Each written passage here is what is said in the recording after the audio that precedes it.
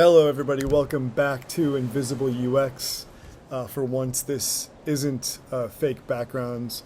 I'm actually in St. Croix, which is part of the U.S. Virgin Islands. That's real water. It's not a fake. That's something called sargassum, which isn't something you see in postcards.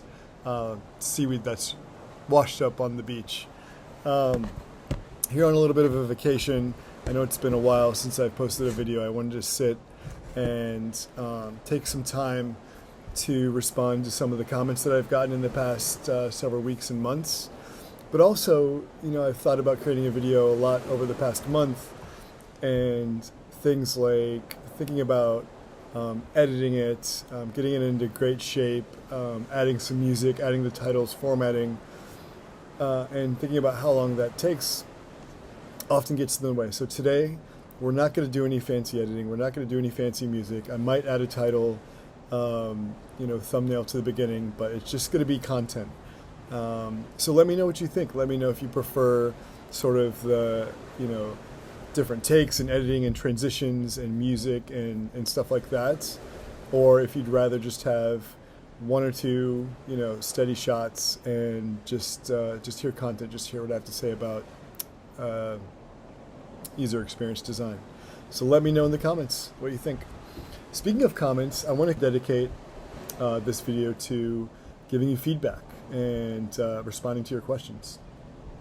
So kicking it off, Shruti asks about my experience on the new job or experience within UX and how much overlap there is with the skills I learned on Springboard and those that I'm using for the job.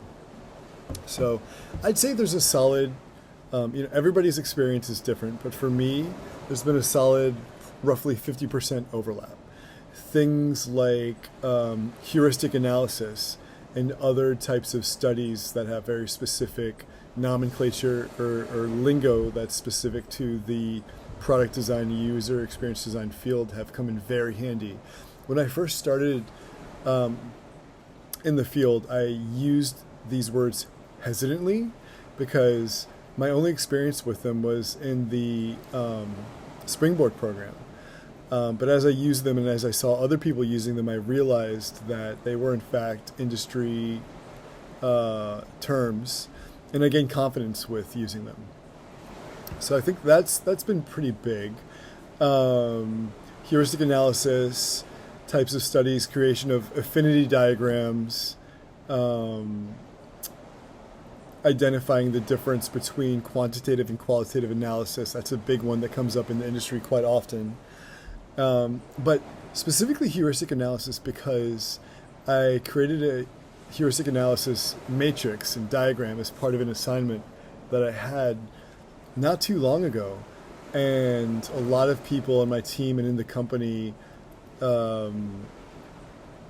applauded it because it's something that the Nielsen-Norman group uses quite frequently, and it's something that's more or less a staple in the field. So that was pretty cool, and I have to tip my hat to Springboard for that.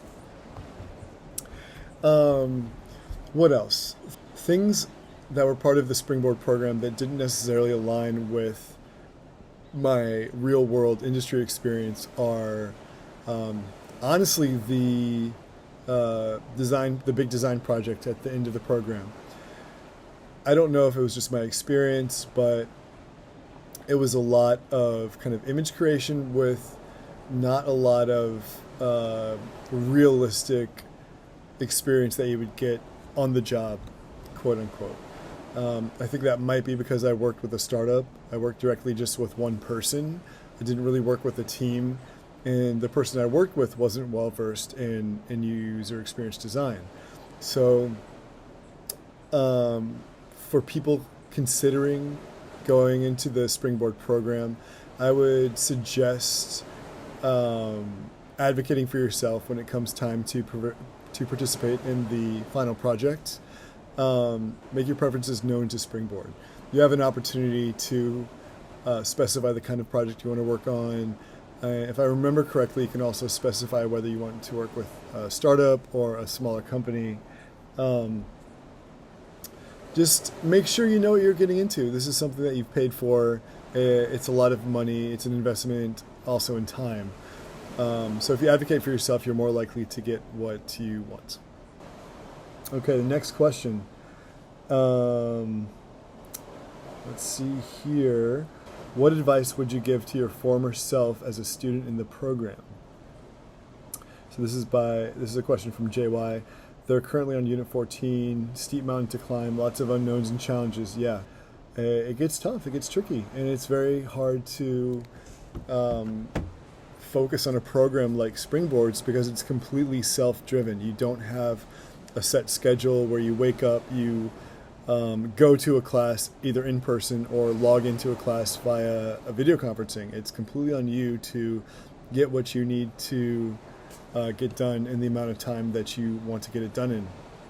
So advice that I would give to my former self would be to take the course part-time rather than full-time.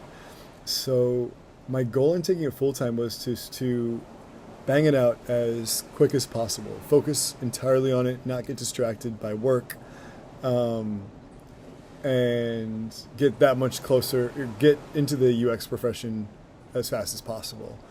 The reason I would do this a little bit differently, and what I would do differently, is take it part-time with a 9-to-5 job. Now, that would drastically draw out the amount of time it takes to complete the program. Might double, might even triple it. But the challenge that I encountered was the instability of the economy when I finished the program. It was the end of 2020. The worldwide global pandemic was in full swing. It was the holiday season. There was a global recession. There was a lot of, challenges, a lot of cards stacked against me for getting a job. And it did take a while. It took me about 6 or 7 months. And that's with consistent, daily applications, daily networking, et cetera, et cetera. So I think that was a very specific situation. Hopefully there's not any sort of global pandemic. And again, anytime soon or in our lifetimes. But for a greater sense of stability, I would have at least worked part-time just to have some sort of income coming in. Sure, it would have been even more challenging to balance the requirements of work with the requirements of the program. It would have made it even tougher to find motivation to work on the program after a long day's work. Even if it's a half day, it's quite a lot. So, yeah, I think that's what I would do differently. As far as other things I would do differently within the program, not necessarily whether I would take it full-time or part-time, I would have stepped up the networking even earlier in the process. I really did a lot of networking starting about halfway through because I saw the end coming, and I knew that I was going to really need to lean on a network to get into interviews and get a job. But I think if you start that as early as possible, you're already cultivating a network, you're planting the seeds for deeper relationships, several months down the line when you need to start leaning on them for job applications. And I know it's not easy too. It's not something you're thinking of on the top of your mind. If you're just starting the program, it seems very far away. But I will tell you for certain, you will appreciate it once you get halfway or even almost to the end of the program. And you have a handful, 5, 10, even 15 really strong contacts that have already introduced you to their contacts. And you'll have harvested a really strong network that you can utilize in your job search. Okay, hope that was helpful. I know it's kind of a long answer, but hopefully there's a lot of information in it.